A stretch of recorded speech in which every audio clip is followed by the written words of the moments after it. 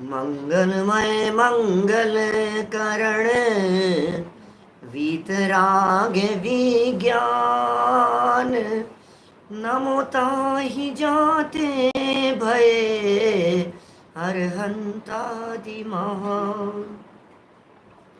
करि मंगल करि हो महा ग्रंथ करन के काज जाते मिले समाज सब पावे निज पद राज पावे निज पद राज।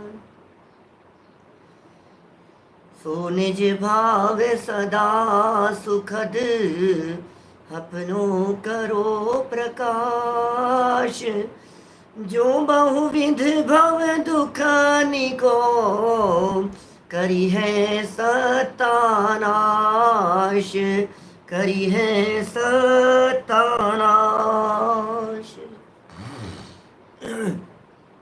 मोक्ष मार्ग प्रकाशक नामक यह ग्रंथ है।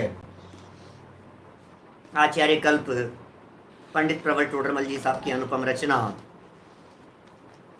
तीसरे अधिकार के अंतर्गत कर्मों की अपेक्षा से दुखों की चर्चा पूरी करने के उपरांत पर्याय अपेक्षा से दुखों की चर्चा चल रही थी और विविध प्रकार की पर्यायों के दुख बतलाते हुए हम यहाँ मनुष्यों के दुखों तक पहुँच चुके थे।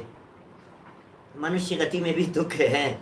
आपको लगता है मनुष्य गति के दुखों को भी बताने की ज़रूरत है? ऐसा फील करते हैं आप कभी? ऐसा मनुष्यों के दुख भी बतलाओ। देखिए, मनुष्य गति के दुखों को बतलाते हुए कल थोड़ी सी नेटवर्क की प्रॉब्लम थी और चर्चा यहाँ काफ़ी हुई आपके बीच में। असंख्यात जीव ऐसे हैं इस मनुष्य जीवन में जो लब्ध अपर्याप्तक हैं, श्वास के 18वें भाग आयु वाले हैं। अनगिनती जीव इस प्रकार के हैं इस मनुष्य पर्याय में जो जीव गर्भ में आकर के मर जाते हैं। हमने अनंत भव गर्भ में आकर के बिताए हैं। आज महाभाग्य से हमारे कोई अवसर मिल गया है कि हम गर्भ से निकल करके बाहर आ गए और न केवल निकल करके बाहर आ गए, हमें सुनने और समझने जैसी योग्यता मिल गई। 8 वर्ष तक का बालक गर्भ काल सहित, माने जिसकी उम्र 7 वर्ष और 3 महीने हों, वो जीव सम्यक दर्शन प्राप्त करने के योग्य हो जाता है, भाग्यशाली हो जाता है। हमारी इतनी उम्र, अच्छा कुल, अच्छी आयु, निरोगी शरीर, 5 इंद्रियों की स्वस्थता, जिनवाणी सुनने का अवसर, इस महाभाग्य से हमारे को मिल गया है। ये कह रहे हैं कितने भव हमने बिताए हैं ऐसे एकेंद्रीय पर्यायों जैसी अवस्था रही है। अपर्याप्तक मनुष्य था लेकिन तो भी सैनी पंचेंद्रिय तो था। अपर्याप्तक मनुष्य था, मनुष्य गति कर्म का उदय तो था, मनुष्य आयु तो थी उसकी। आप सोचिए जरा, माने वो भी अवस्था, भले अब ये पुण्य पाप मिश्रित अवस्था है क्योंकि अपर्याप्तक अवस्थाएं, उसे पाप कर्म का उदय कहेंगे, लेकिन मनुष्य गति है, मनुष्यों का भव है, ये पुण्य कर्म प्रकृति। मनुष्य गति तो पुण्य कर्म प्रकृति है, सैनी पंचेंद्रीय पन तो पुण्य कर्म प्रकृति है। अब क्या कहें, ये तो मिश्रित इस प्रकार की दशा है। माने अब कौन से समय किस तरह के परिणाम होते हैं तो इस तरह की अवस्था बनती है। देखिए आप, शक्ति विशेष यहाँ मनुष्य जीवन में कुछ जीवों की पाई जाती है।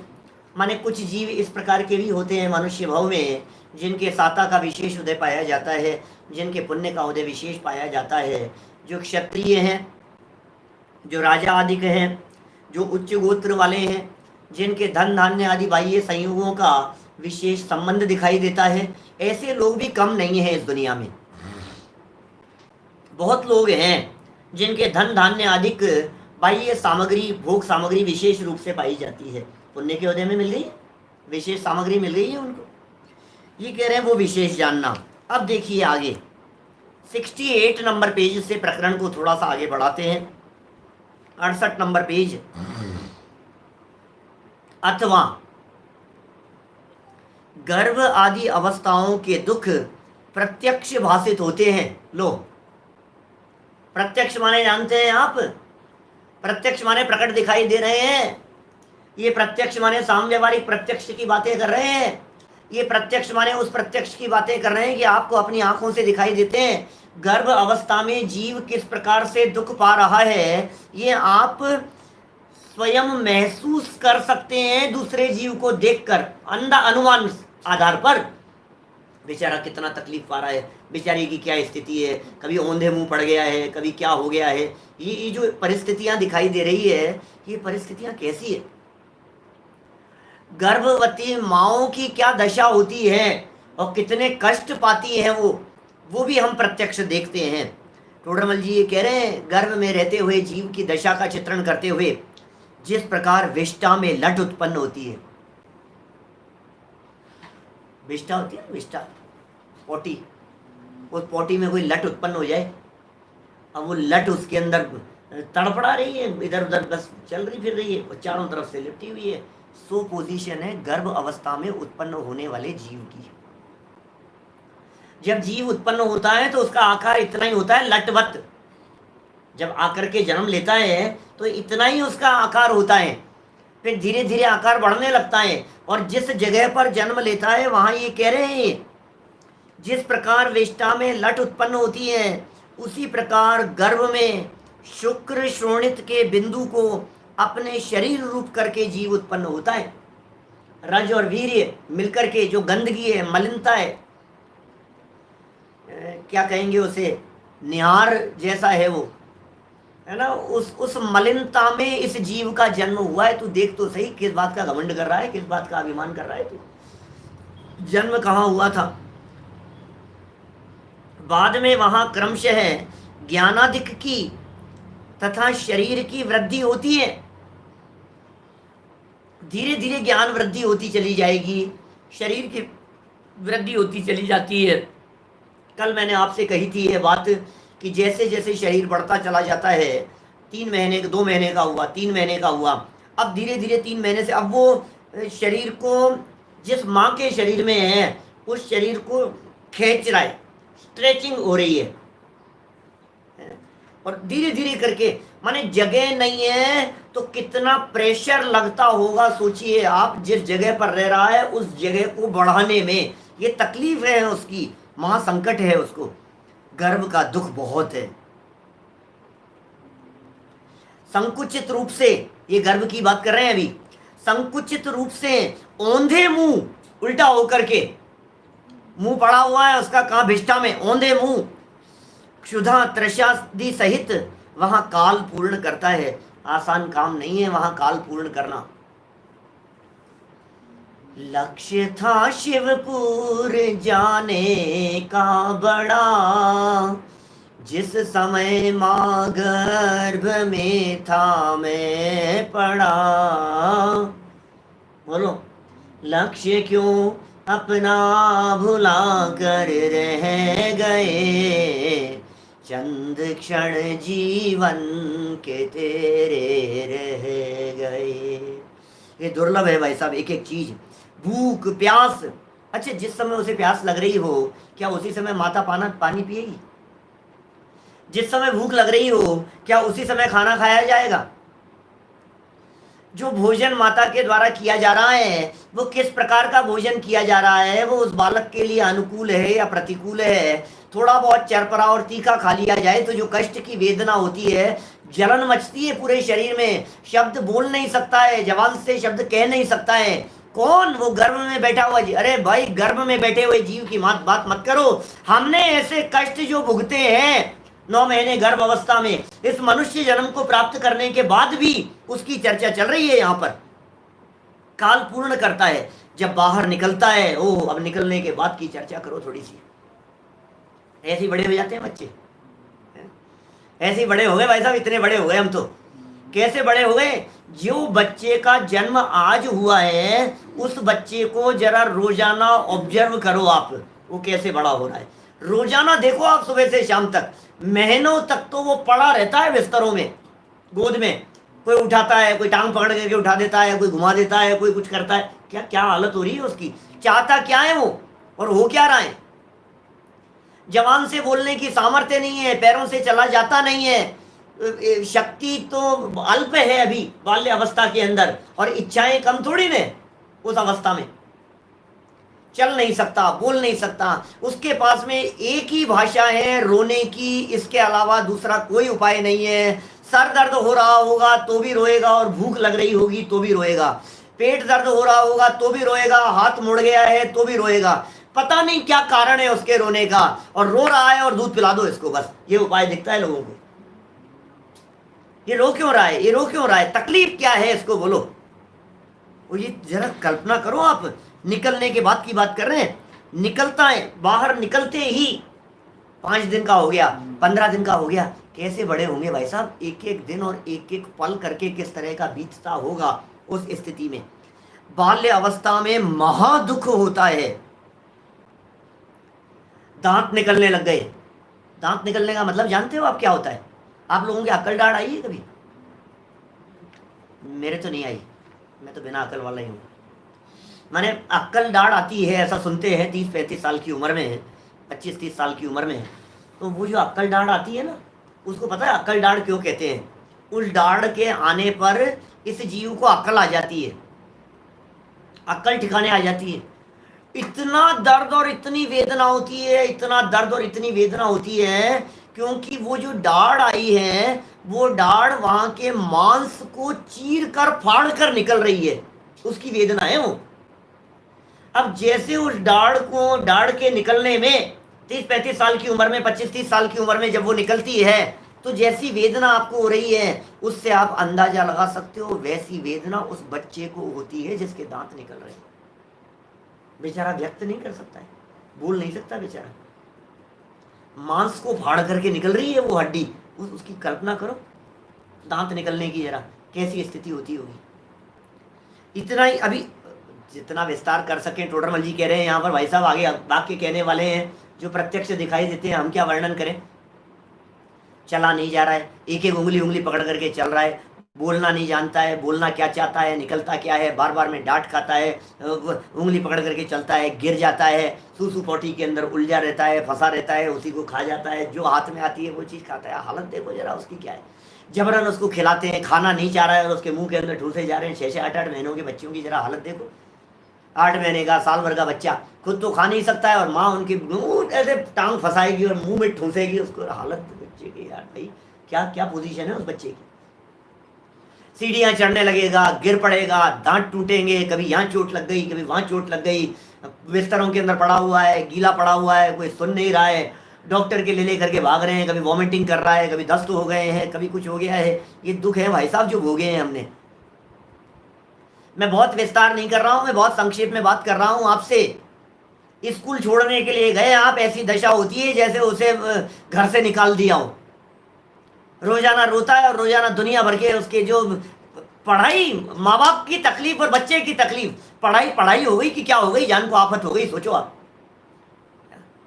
कितनी तकलीफ है उन बच्चों को, पढ़ना पढ़ना पढ़ना, दिन रात एक ही टेंशन, टॉर्चर, उधर से अध्यापक, इधर से माँ बाप, इधर से ये बाल्य अवस्था के अंदर दुख सबने भोगे भाई साहब। कभी नोट डल करके आता है, कभी कुछ होता है, कभी बच्चे पीट देते हैं, कभी किसी को पीट आता है, कभी स्कूल के अंदर गिर जाता है, कभी टेबल से गिर जाता है, कमजोर हो तो एक समस्या और इंटेलिजेंट हो तो दूसरी समस्याएं, लोग जलते हैं, चिढ़ते हैं। ये कैसे कैसे दुख है भाई साहब। ये सब बाल्य अवस्था के बारे में कह रहे हैं, महादुख होता है। उसके कष्ट वही जानता है, वो बच्चा जिन कष्टों को वो भोग रहा है। हम सब ने भोगे हैं उस अवस्था के अंदर वो सारे कष्ट। खेलना चाहे तो खेलना नहीं चाहे, माँ बाप ने डांट दिया, कभी गेम नहीं है, कभी ये नहीं है, कभी उठा करके ऊपर रख दिया। बच्चा सोचता है कब बड़ा होऊंगा, ऊपर रख दिया, मेरा हाथ नहीं आता है, कभी पैर रख करके ऊपर चढ़ने की कोशिश करता है तो फिसल जाता है, कभी आए दिन होती है। और एक दिन चोट लग गई तो कई कई दिन तक उसको भोगता है, एक दिन बीमार पड़ जाता है तो कई कई दिन तक भोगता रहता है उसको। ये तो बचपन की बात कह दी, फिर थोड़ा सा होशियार हो गया। देखो अभी टोडरमल जी क्या कह रहे हैं, कोई कहते हैं बाल्य अवस्था में दुख थोड़ा हो, अरे बच्चे हैं इनके क्या फर्क पड़ता है, ऐसी लगती रहती है। किसने कह दिया बच्चे हैं इनके क्या फर्क पड़ता है? टोडरमल जी कह रहे हैं सो ऐसा नहीं है, किंतु शक्ति थोड़ी होने से व्यक्त नहीं हो सकता।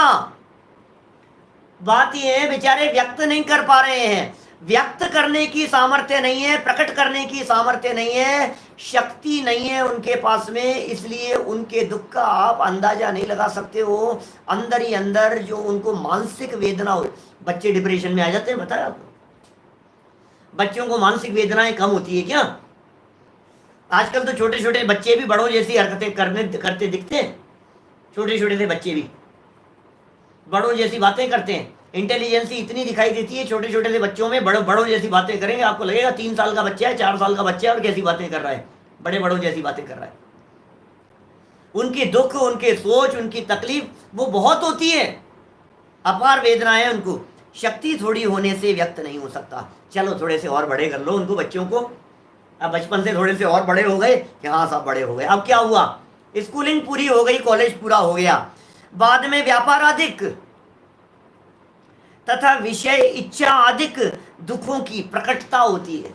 विषयों की इच्छा जैसे जैसे उम्र बढ़ती चली जाती है, व्यापार अधिक, आजीविका अधिक के लिए कितना कितना कष्ट सहते हैं सब लोग। बिजनेसमैन हैं, व्यापारी हैं, कमाने वाले हैं। बहुत सारे लोग आज चले भी गए हैं लॉकडाउन खुलने की वजह से अपने अपने काम के लिए, कोई बात नहीं, लेकिन कितनी तकलीफें हैं ये तो बताओ। उसमें पैसा कमाना आसान काम थोड़ी ना है। अपने बच्चों को उपदेश देता हुआ दिखाई देता है, बेटा कमाएगा तो पता लगेगा। क्या मतलब है इसका, कमाएगा तो पता लगेगा? मेहनत करेगा तो पता लगेगा, इसका मतलब क्या है? कभी किसी व्यापारी से, कभी किसी क्लाइंट से, कभी आने वाले किसी व्यक्ति से, कभी इनकम टैक्स की, कभी सेल टैक्स की, कभी दुनिया भर की इस तरह की टेंशन है, कभी उसको टिकाए रखने की, बचाए रखने की, माल नहीं आया, पेमेंट नहीं आया, उसका ये नहीं हुआ, उसको उधार दिया था वो लेकर के भाग गए। रोजाना की टेंशन है, रोजाना की महाभारी टेंशनों को भुगतता है रोजाना। कहते हैं अभ्यस्त हो गया सब। अरे काय का अभ्यस्त हो गया? मैं ये कह रहा हूं किसी का 4 जगह पर पैसा डूब गया हो, अब 5वीं जगह डूबेगा तो उसको तकलीफ नहीं होगी क्या? बताओ मेरे को।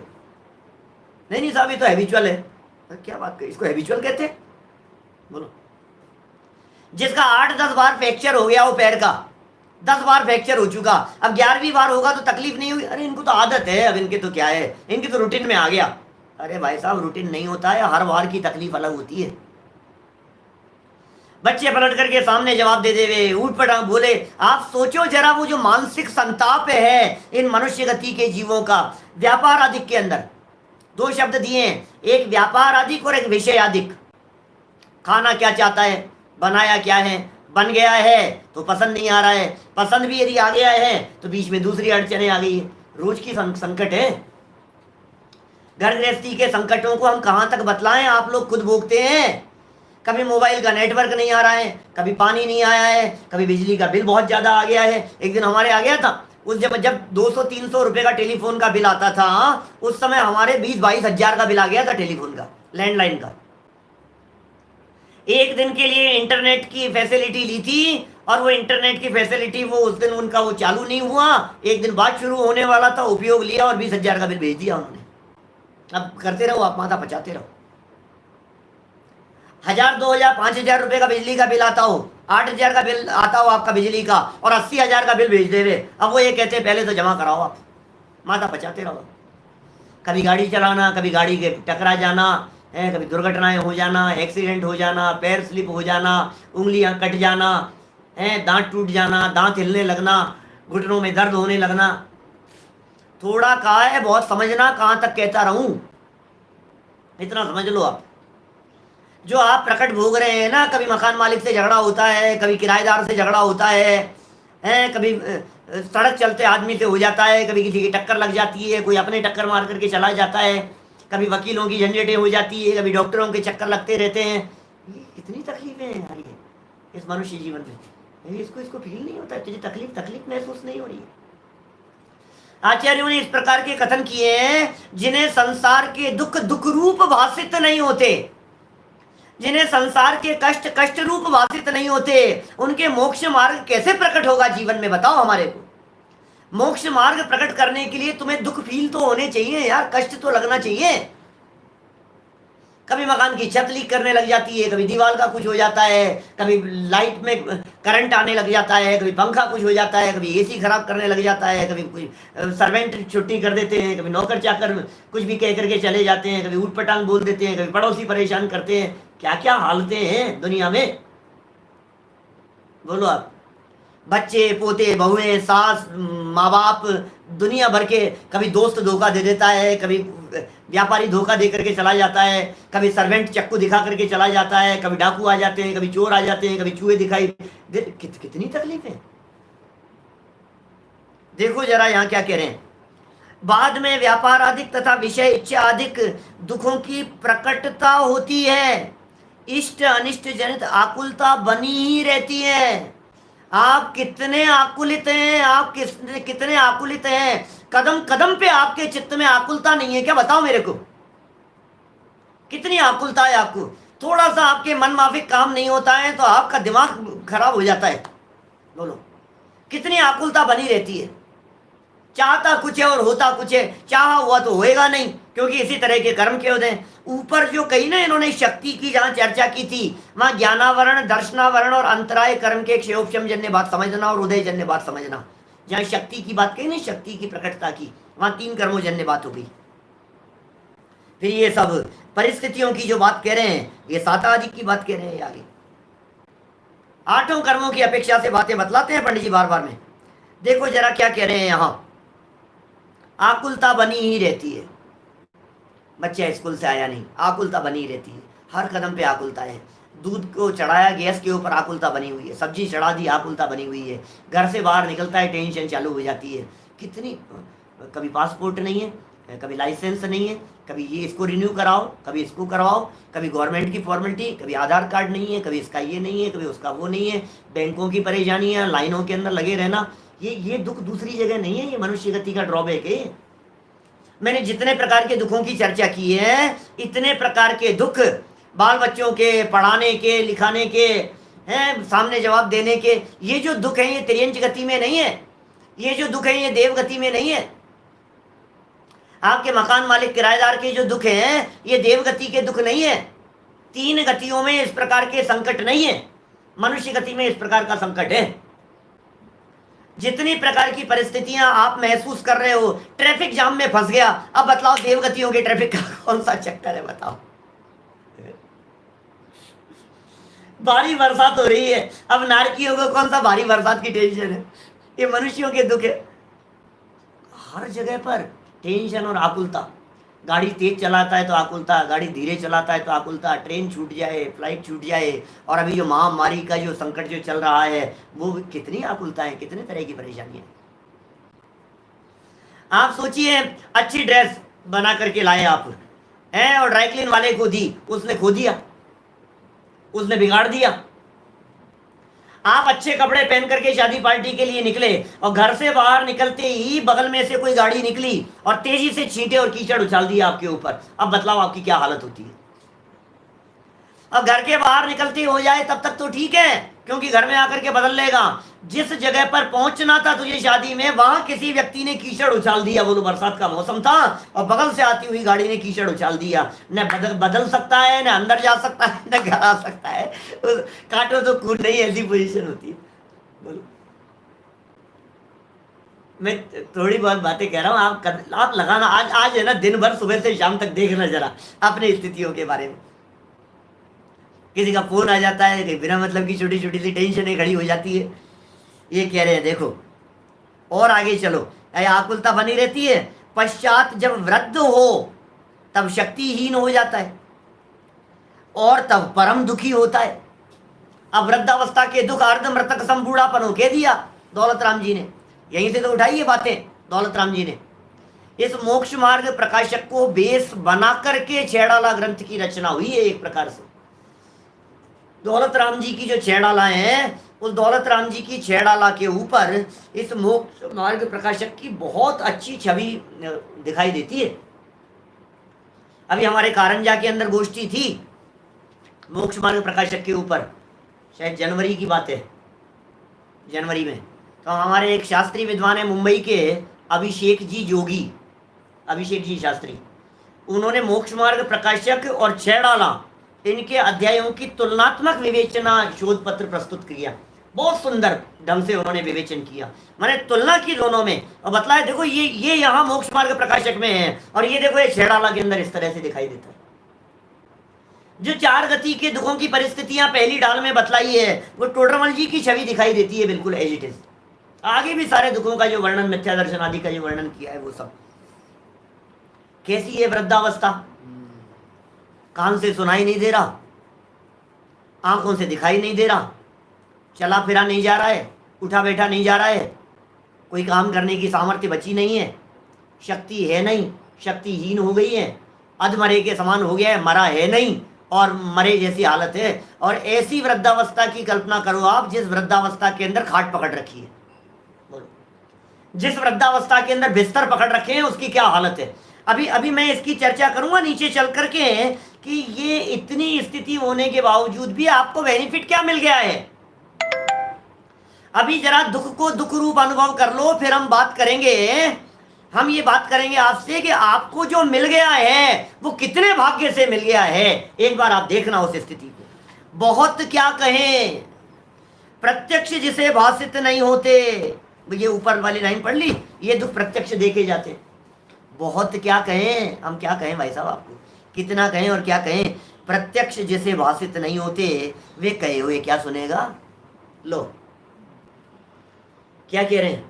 अब आपको प्रत्यक्ष भाषित नहीं हो रहे हो हैं, आप हमारे कहने से क्या मानोगे। हम बखान करके महीने भर भी आपको मनुष्य गति के दुखों के बारे में सुनाते रहे ना, 1 महीने तक भी मैं वर्णन करता रहूं मनुष्य गति के दुखों का, एक एक प्रसंग और परिस्थिति आपको लाला करके बतलाता रहूं मैं, उसके बावजूद भी जब तक आप खुद अनुभव नहीं करेंगे तब तक कहे होएगा क्या होगा। ये कितना जबरदस्त वाक्य है। टोडरमल जी के इस वाक्य में कितना दम है, सोचो आप जरा। जो व्यक्ति स्वयं दुखी होते हुए, जो व्यक्ति स्वयं पीड़ित होते हुए, जो व्यक्ति स्वयं प्रकट में इन दुखों का अनुभव करते हुए, फील करते हुए भी उसका विचार नहीं कर पा रहा है, वो कहे हुए का क्या विचार करेगा। हमारे कहने से हो क्या जाएगा ये तो बताओ। बोलो, कहे हुए कैसे सुनेगा। किसी के कदाचित, अब भाषा बदल रहा है थोड़ा सा, किसी के कदाचित किंचित साता का उदय होता है सो आकुलतामय। अब साता का उदय हो गया तो कौन सी शांति है, आकुलतामय है। और तीर्थंकर आदि पद मोक्ष मार्ग प्राप्त किए बिना होते नहीं है। मनुष्यों के अंदर तीर्थंकर आदि पदों की चर्चा कर दी, माने तीर्थंकर हैं, नारायण हैं, प्रतिनारायण हैं, बलभद्र है, चक्रवर्ती है, कामदेव है, इस तरह के जो पद होते हैं ना, ये सारे पद मोक्ष मार्गी जीवों के होता है बेटा। सम्यक दर्शन की अवस्था में ही इन जीवों को इस जाति के पुण्य बंधा करते हैं, सम्यक दृष्टि ज्ञानी जीवों के। माने सम्यक दर्शन के साथ में रहने वाला जो विशुद्ध परिणाम है उससे इस जाति के कर्म प्रकृतियां बंधती है, विशेष महापुरुषों की स्थितियां। तो ये कह रहे हैं भाई तीर्थंकर आदि पदों की बात करो मनुष्य गति के, उनके कष्ट नहीं है तीर्थंकर आदि के। तीर्थंकर मुख्य रीति से समझना, फिर यथा योग्य। जैसे मान लो अब तीर्थंकर की तो बात कह दी, अब तीर्थंकर का तो जन्म से नक्की है, लेकिन चक्रवर्ती का जन्म से नक्की थोड़ी ना। तो जो सुख सुविधाएं तीर्थंकरों के जीवन में दिखाई देती है, स्वर्ग से वस्त्राभूषण आने की, भोजन आने की, देवों द्वारा सारी व्यवस्थाएं होने की, अब चक्रवर्ती की लाइफ में तो ये नहीं है। चक्रवर्ती के तो जन्म से तो कष्ट भोग ही रहा था ना, जन्म से राजा थोड़ी ना था, जन्म से सम्राट थोड़ी ना था। भरत चक्रवर्ती तो 84 लाख पूर्व की आयु, भरत चक्रवर्ती की भी आयु इतनी थी। 63 लाख पूर्व की उम्र में ऋषभदेव स्वामी ने दीक्षा ली थी। 63 लाख पूर्व की आयु जब भरत जी की थी, तब ऋषभदेव स्वामी ने 83 लाख पूर्व की उम्र में दीक्षा ली थी। ऋषभदेव स्वामी से 20 लाख पूर्व छोटे थे भरत चक्रवर्ती। अब 84 की उम्र और 83 तक तो पिताजी राज्य कर रहे हैं। अब सोचो जरा ऐसे चक्रवर्ती बनने वालों के हालात तो देखो जरा क्या होंगे। और उसमें भी अभी 1000 वर्ष बाद में, उनके दीक्षा लेने के 1000 वर्ष बाद में इसको चक्र रत्न प्रकट होगा, क्योंकि 1000 वर्ष बाद में उन्हें केवल ज्ञान की प्राप्ति होगी तो चक्र रत्न दिखाई देगा। माने मेरा कहने का मतलब, वो चक्रवर्तित्व भी यदि हो गया तो कितने समय का चक्रवर्ती। देखिए इस प्रकार मनुष्य पर्याय में दुख ही है, मनुष्य पर्याय में इस प्रकार कष्ट ही है। ये मनुष्य गति के जीवों के कष्ट की परिस्थितियों का वर्णन थोड़ा बहुत यहाँ किया है। अब जरा गजब की बात कह रहे हैं। अब हम लोगों के लिए कुछ बात कहना चाह रहे हैं। बेटा सावधान रहना। देखो अभी तक तो संकट बतला दिए। अब यदि तुम्हारे को ये संकट रूप लगते हो, अब यदि ये तुम्हारे को कष्ट लगते हो और तुम इन कष्टों को सुनकर देखकर अपना सर पकड़ने और माथा पकड़ने की बात करते हो, तो टोडरमल जी ये कह रहे हैं सर पकड़ने की जरूरत नहीं है। क्यों नहीं है जरूरत? क्योंकि एक मनुष्य पर्याय में कोई अपना भला होने का उपाय करे तो हो सकता है। किस्मत खुल गई। क्या बात कर रहे हो आप कि साहब अभी तक आपने इतने पाप कर्म के उदय की चर्चा की है कि हाँ दुख बतलाए हैं आपको मोक्ष मार्ग में लगाने के लिए दुखजन्य परिस्थितियों की चर्चा की है। लेकिन अब टोडरमल जी कह रहे हैं किस्मत खुल गई है तुम्हारी। ये मनुष्य जन्म में तुम्हें जिस अवस्था की प्राप्ति हो गई है ये भाग्यशालीपन का सूचक है। सोचो जरा क्या भाग्य है इस मनुष्य गति के जीवों का। भाग्य ऐसा है नारकी जीवों को लड़ने से फुर्सत नहीं है। मार काट मची रहती है नारकी जीवों को। देवगति के जीवों को भोगों से फुर्सत नहीं है। वहां की क्या स्थिति है दूर के ढोल सुहावने कल करेंगे चर्चा देवगति के दुखों के संदर्भ में। देवगति के जीवों को भोगों से फुर्सत नहीं है। दो निपट गए। नारकियों को लड़ने से फुर्सत नहीं है, देवों को भोगों से फुर्सत नहीं है। तिर्यंच गति के जीवों के पास में अकल नहीं है, मंद बुद्धि है, संयोग और सामर्थ्य नहीं है। और मनुष्य गति के जीवों के पास में यह अवसर मिला है तो ये समझना चाहता नहीं है। अब हम क्या करें बोलो? अवसर आ गया है भैया, समझने का अवसर मिल गया है। तू समझ भी सकता है, तेरे ज्ञान में ये बातें आ सकती है, तेरी बुद्धि में ये बातें आ सकती है। तू यहाँ ऐसा उपाय कर सकता है जिससे मोक्ष मार्ग में कदम बढ़ा करके आगे बढ़ सके। अरे मुक्ति की प्राप्ति कर सकता है, संयम अंगीकार कर सकता है। ये मनुष्य जीवन संयम के लिए मिला है। देखो कितना सुंदर वाक्य है। एक मनुष्य पर्याय में, एक मनुष्य पर्याय। सोचो जरा, नर एक इंद्री पर्याय नहीं, दो इंद्री पर्याय नहीं, तीन इंद्री, चार इंद्री, असैनी पंचेंद्री, सैनी पंचेंद्रियों में नारकी नहीं, त्रियंच नहीं, देवगति के जीव नहीं, एक मनुष्य पर्याय की बात कर रहे हैं। इतनी सारी पर्यायों में से कोई जीव अपना भला होने का उपाय करे तो हो सकता है। क्या देखो शब्दों को देखो ना, कितना जबरदस्त बात कहते हैं। वजनदारी देखो आप शब्दों की। भला होने का उपाय करे तो हो सकता है और नहीं करे तो बैक टू पवेलियन, चल निगोद में आजा, दोबारा आजा, विकलत त्रयों के अंदर आजा, एक इंद्री पर्याय में। देवगति में भी चला जाएगा तो तहते चैत आवर्तन धरे, आजा बेटा वापस लौट करके आजा। तुझे चांस दिया था और तूने किया नहीं, उसका उपयोग नहीं किया। बोल, तुझे मौका दिया और तूने कुछ करके नहीं दिखाया। जैसे हो जाता है ना कभी कभी किसी व्यक्ति को किसी पोस्ट के ऊपर इंक्रीमेंट हो जाता है उसका और उसको चांस मिल जाता है। आपको भाई साहब ये सरकार उतार देती है वैसा प्रधानमंत्री बना देने के बाद। बोलो, आपको 5 साल का मौका दिया था कुछ करने के लिए और आपने 5 साल के अंदर कुछ नहीं किया तो सरकार बदल जाती है 5 साल में। मुख्यमंत्री बदल गया, प्रधानमंत्री बदल गया। ये क्या हुआ? राजस्थान में तो पिछले 5-7 चुनावों से ऐसा ही हो रहा है। पिछले 25 साल से एक बार बीजेपी की सरकार आती है, फिर कांग्रेस की सरकार आती है, फिर बीजेपी की सरकार आती है, फिर कांग्रेस की सरकार आती है, फिर बीजेपी की सरकार आती है, फिर कांग्रेस की सरकार। पिछले 6 बार से देख रहे हैं लगातार ऐसा। हर 5 साल के अंदर सरकार बदल जाती है। भाई तुम्हें मौका दिया था, तुम्हें अवसर मिला था काम करने का, तुझे ये मनुष्य पर्याय तेरे सद्भाग्य से मिल गई थी क्या? लेकिन तेरा ये मनुष्य जन्म पूर्व के किए गए पुण्य कर्म का फल तो है। अब यदि तूने इसका सदुपयोग नहीं किया तो फिर क्या होगा बता? छीन ली जाएगी। कितने समय के लिए रहेगी बता? टेम्परेरी टाइम मिला है तेरे को, अब तू देख ले। उपाय करे तो हो सकता है। जैसे जबरदस्त उदाहरण है टोडरमल जी साहब का, जबरदस्त उदाहरण। कौन सा?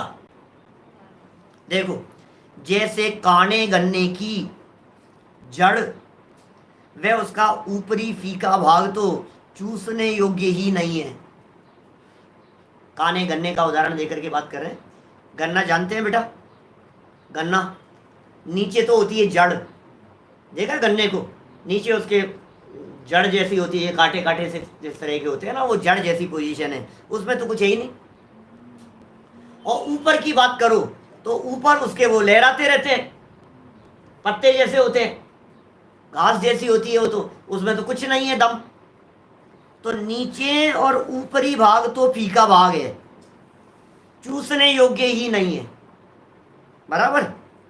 और बीच की पोरें, पोर जानते हो आप, उनकी जो गांठ होती है ना, गांठें बीच बीच में, ये 6-6 इंच के ऊपर और नीचे, तो बीच का जो हिस्सा है ना, ये 8-8 इंच का, 6-6 8-8 इंच का, ये है पोरें। ये कहते हैं ये जो पोरें हैं, ये कानी होने से वे भी नहीं चूसी जाती। कानी है, अब वो उसके ऊपर कुछ इस तरह का है कि जिसमें वो चूसी नहीं जाएगी, खराब है वो गन्ना, बेकार है। तो ये कह रहे हैं कोई स्वाद का लोभी उन्हें बिगाड़े तो बिगाड़ो। स्वाद का लोभी व्यक्ति, कोई ये सोचे क्या कि बिगाड़ना चाह रहा है, कोई व्यक्ति मूर्ख है, ना समझ है, अब वो व्यक्ति ये सोच रहा है अरे नहीं नहीं स्वाद आएगा, स्वाद आएगा, आएगा तो कुछ नहीं, वो उसको बिगाड़ रहा है, बिगड़ जाएगा वो। तो इसका उपयोग क्या हो सकता है उसका, ये बताओ। तो टोडरमल जी ये कह रहे हैं यदि उन्हें बो दे तो उनसे बहुत से गन्ने हों और उनका स्वाद मीठा आए। वाह, यदि उन पोरों को बो दिया जाएगा। अब ये टोडरमल जी तो उस जमाने की बात कर रहे हैं जिस जमाने में खेती बाड़ी मुख्य साधन हुआ करते थे आजीविका के।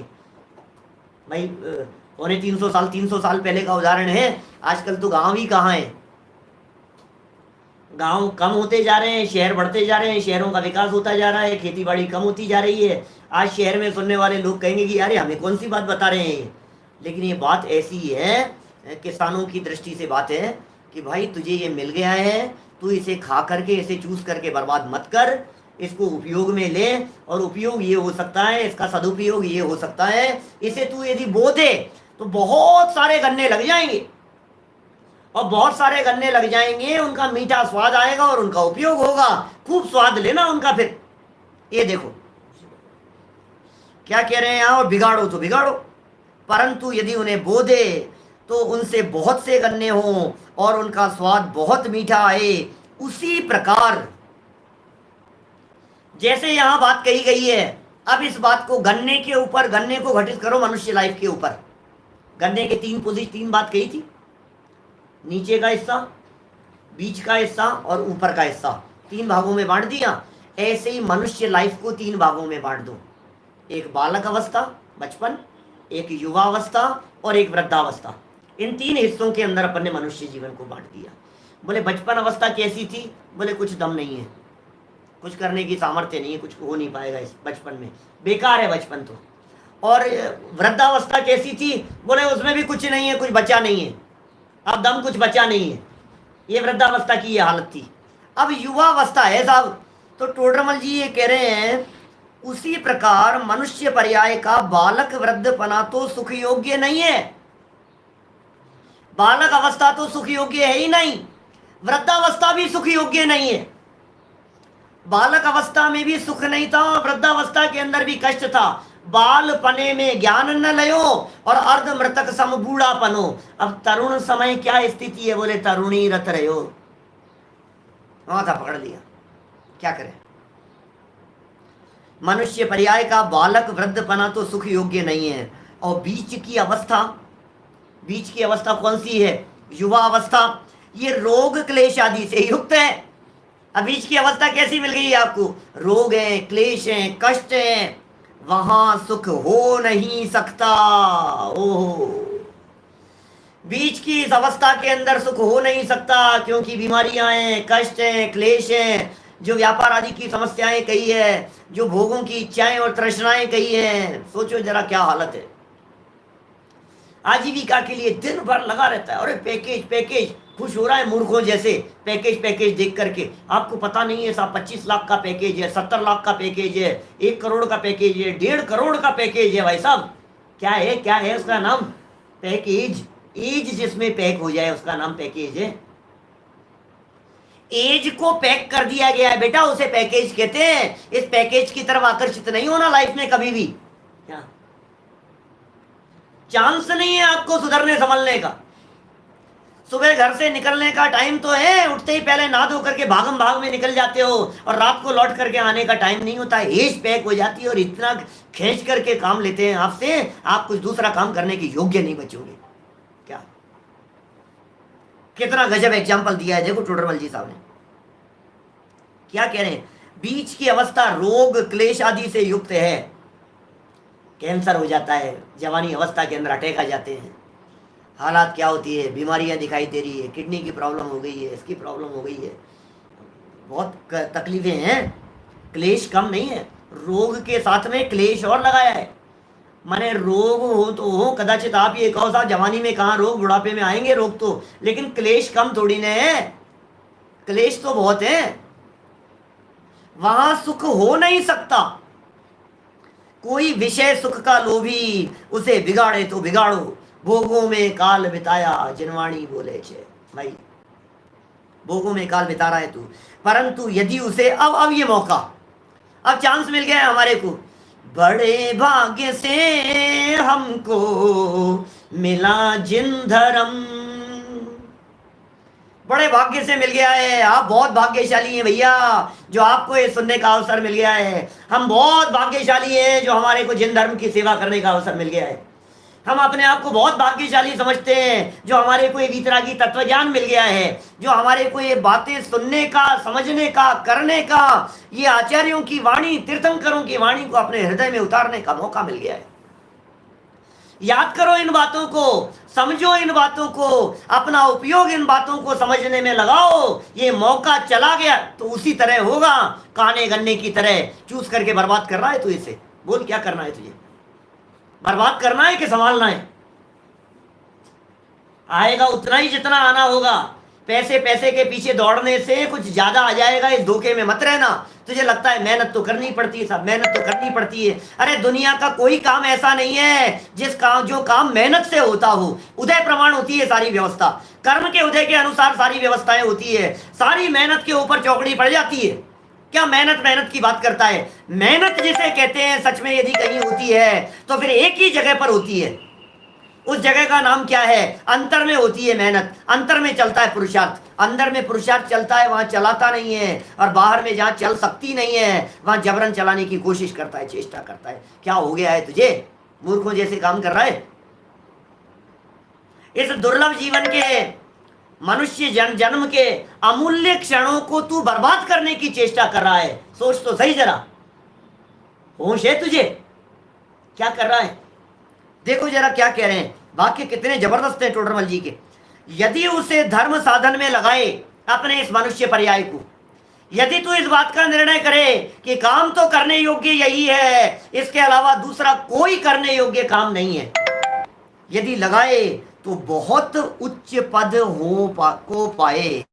बोलो, यदि उसे माने किसे? बोलो क्या कह रहे हैं? उसे माने किसे, ये बतला दो आप तो मेरे को, क्या कहना चाह रहे हो? मनुष्य पर्याय को नहीं, ये कह रहे हैं विषय सुख का लोभी उसे बिगाड़े तो बिगाड़ो। उसे मतलब किसे? बचपन को और बुढ़ापे को नहीं। ध्यान देना, गजब के शब्द हैं। कोई विषय सुख का लोभी उसे बिगाड़े तो बिगाड़ो। उसे मतलब बीच की अवस्था को, उसे मतलब जो क्रीम टाइम आपको मिल गया है उसकी चर्चा कर रहे हैं। ये जो क्रीम मिल गया है ना आपको टाइम, उस टाइम की बात कर रहे हैं। बिगाड़े तो बिगाड़ो आप इस क्रीम टाइम को, परंतु यदि उसे धर्म साधन में लगाए, यदि उसे माने अपने इस लाइफ के क्रीम टाइम को, इस युवा अवस्था को, मैं कहना चाहता हूं युवा साथियों से, समय निकालो थोड़ा सा अपने आप को समझने के लिए, समय निकालो थोड़ा इस वितरागी तत्व ज्ञान के लिए, समय निकालो थोड़ा सुख और शांति प्राप्त करने का प्रयत्न करने के लिए।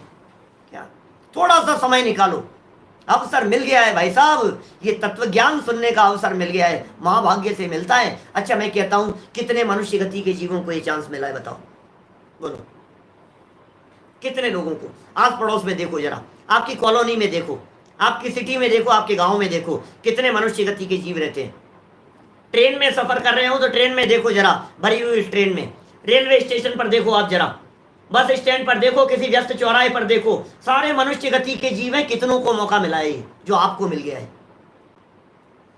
मैं युवाओं से कहना चाह रहा हूं, जो आपके माता पिता आपको इस मार्ग में लगने का उपदेश दे रहे हैं, ये कितने लोगों को ऐसा उपदेश मिलता है कि बेटा कुछ कर लो, बेटा कुछ समझ जाओ, बेटा कुछ समझ जाओ? कहां कहां मिल रहा है बताओ मेरे को? किसको मौका है? खो देगा तो खो देगा। उसे धर्म साधन में वृद्धावस्था में नहीं कर पाएगा, बाल्यावस्था में मुश्किल है, भरत चक्रवर्ती के 16 स्वप्न आए ना, भरत चक्रवर्ती को, उस चक्रवर्ती के 16 स्वप्नों में उसने बैल देखे और उसका फल ये बतलाया गया कि जवानी में धर्म होगा, बुढ़ापे में करना, जो जीव बुढ़ापे में कर, देखो अपवाद तो सब जगह होते हैं, फिर मैं वृद्ध लोगों का निषेध नहीं करना चाहता हूँ, जितना जो होगा सो होगा, लेकिन जवानी में जितना हो सकता है ना उतना वृद्धावस्था में नहीं हो सकता। 2-4 साल की उम्र के अंदर बचपन में कुछ नहीं हो सकता है, साल 6 महीने का है, साल 2 साल का है, 2-5 साल का है, 7 साल का है, कुछ नहीं कर पाएगा। लेकिन जो एक बीच का एक क्रीम टाइम मिल गया है उसमें हो सकता है। देखो यदि धर्म साधन में लगाए तो बहुत उच्च पद को पाए। अरे उच्च पद क्या है? उत्तम मुनि अवस्था हो गई, बहुत उच्च पद को पाए। ये टोडरमल जी कोई भोगों की तरफ आकर्षित नहीं करना चाह रहे। यहाँ उच्च पद का अर्थ कोई देवादी गतियों की बात नहीं कर रहे हैं। यहाँ उच्च पद का अर्थ कोई ऐसा नहीं कि तुम मिनिस्टर बन जाओगे, कहीं के मंत्री संतरी हो जाओगे, उसे उच्च पद नहीं कह रहे। बहुत उच्च पद माने इस मनुष्य जन्म के अंदर तू सदुपयोग करेगा तो संयम अंगीकार कर सकता है। ऐसा उच्च पद मिलेगा कि इंद्र तेरे चरणों में आकर के मुकुट धरेगा। समझ में आ रही है बात? इसका नाम उच्च पद है। मुनि पद का नाम उच्च पद है। श्रेणी चढ़ेगा, अनंत अवस्था की प्राप्ति कर लेगा, सिद्ध अवस्था की प्राप्ति कर लेगा, सर्वोच्च पद की प्राप्ति कर लेगा। और ये चांस मनुष्य जीवन में है, ये चांस नारकियों को, तिर्यंचों को और देवों को नहीं है। देव लोग तरसते हैं ऐसे मनुष्य पर्याय की प्राप्ति के लिए। क्या देव लोग तरस रहे हैं क्षण भर के लिए मनुष्य पर्याय मिल जाए, सारा वैभव ले लो हमारा, लेकिन मनुष्य पर्याय की प्राप्ति हो जाए, इतना तड़प रहे हैं देव लोग। अब हमें तो लगता है देव, अरे नहीं क्या बात कर रहे हो साहब, देव तो देव देव देव, स्वर्ग, स्वर्ग का आनंद, स्वर्ग का आनंद देखना है तो कल करेंगे 9:20 पे। क्या करें बोलो भाइयों? सुनना गहराई से, बराबर सुनना इस चीज को। आप लोगों को यदि जॉब पर जाना हो तो जाते जाते सुनना, रास्ते में सुनना, आगे पीछे आकर के सुनना। लेकिन ये बातें सुनने से हमारे कानों के कीड़े झड़ते हैं, ये बातें सुनने से हमारे को प्रेरणा मिलती है, ये बातें सुनने से हमारे को बल मिलता है, ये बातें सुनने से मोक्ष मार्ग में लगने की प्रेरणा मिलती है, हमारे को उत्साह जागृत होता है, पुरुषार्थ जागृत होता है अंदर से। आज मरे और कल तीसरा दिन है, कौन पूछने वाला है तुम्हारी संपत्ति को? बोलो आप इकट्ठे करके कर लेना। आप कितना इकट्ठा करोगे, किसके लिए कमा रहा है कुछ अंदाजा नहीं है तेरे को, किसके लिए दौड़े जा रहा है, भागे जा रहा है। एक प्रसंग सुनाता हूं मैं, कई प्रवचनों में पुराने सुना है पहले, कभी सच्ची घटना है। रसिया के किसी सेठ की डेथ हो गई, उसकी न्यूज़पेपर में छपी हुई घटना है। अरबों खरबों की संपत्ति का मालिक, और डेथ हो गई उसकी। उसकी डेथ हो जाने के बाद उसकी वाइफ ने घर में काम करने वाले ड्राइवर के साथ में शादी कर ली। सच्ची घटना है, न्यूज़पेपर की। उसकी वाइफ ने शादी कर ली किसके साथ में? ड्राइवर के साथ में। उस ड्राइवर का स्टेटमेंट न्यूज़पेपर में छपा था। हम जीवन भर ये सोचते रहे कि हम सेठ जी के लिए काम करते हैं, लेकिन आज हमें पता लगा कि सेठ जी जीवन भर हमारे लिए काम करते रहे। अब बोलो आप क्या हालत है, किसके लिए कमाएगा, किसके लिए छोड़ करके जाएगा, कुछ अता पता नहीं है। ये कह रहे हैं यहाँ उच्च पद को पाए वहां सुख बहुत निराकुल पाया जाता है। इससे भी सिद्ध होती है कि इंद्रादिक और देवादी पदवियों की चर्चा नहीं कर रहे हैं, निराकुल सुख की बात कर रहे हैं। निराकुल सुख कहाँ होगा बोलो? पंचम गुणस्थान में, छठे सातवें गुणस्थान में निराकुल सुख। चौथे गुणस्थान वाला सुख तो सब जगह, चारों गतियों में। पंचम गुणस्थान वाला जो सुख और शांति है वो मनुष्यों और तिर्यंचों में, लेकिन छठे सातवें गुणस्थान वर्ती जो उत्तम सुख है वो सुख अकेला मनुष्य गति में। उसकी बात कर रहे हैं, मनुष्यों से उच्च पदवी की प्राप्ति करे, निराकुल पाया जाता है। इसलिए अंतिम वाक्य आपको प्रेरणा देने के लिए, इसलिए यहां अपना हित साधना। हित क्या है? भलाई किसमें है? बोलो किसमें तेरी भलाई है? तेरा प्रयोजन क्या है ये बता। शाम को करेंगे थोड़ी बहुत चर्चा जो चलती है अपनी, उसमें पुरुषार्थ सिद्धि उपाय, अर्थ और प्रयोजन की चर्चा। तेरा प्रयोजन क्या है? सुख प्राप्त करना तेरा प्रयोजन है, प्रयोजन सिद्ध करने की बात कर रहे हैं। हित का साधन कर, नुकसान का धंधा कर रहा है सदा से। सुखी होने के भ्रम से वृथा नहीं खोना इस मनुष्य जीवन को, इस जवानी के दुर्लभ क्षणों को। सुखी होने के भ्रम से भ्रम है तेरे को, इससे सुखी हो जाएगा, अच्छा बंगला बनाऊंगा तो सुखी हो जाएगा, अच्छी गाड़ियां मिल जाएगी तो सुखी हो जाऊंगा, धन धन खूब होगा तो सुखी हो जाऊंगा, अच्छी लड़की मिल जाए, अच्छी लड़की से शादी हो जाए तो सुखी हो जाऊंगा, 2 बच्चे अच्छे हो, आज्ञाकारी पुत्र हो तो सुखी हो जाऊंगा। इस भ्रम से नहीं खोना और यहाँ अपना हित का साधन करना। ये टोडरमल जी ने हमारे को बहुत करुणा भरी प्रेरणा दे दी है भाई। यदि आपको अच्छी लगती हो ये प्रेरणा तो औरों को ये प्रेरणा देना, औरों को समझाना, औरों को लगाना धर्म मार्ग में। और हमें जैसा ये मार्ग मिल गया है ऐसा ये मार्ग और लोगों को भी जानने को मिले, और लोगों को भी सुनने को मिले। सब लोग इस वीतरागी तत्व ज्ञान की बात को सुने, समझे और सबका कल्याण हो, इसी मंगल भावना से हम बात को यहीं विराम देते हैं। कल ले चलेंगे आपको देवगति में बताई यह अनंत उपकार है, उसके लिए जिन वाणी माँ को वंदना शत बार है, वंदना शत बार।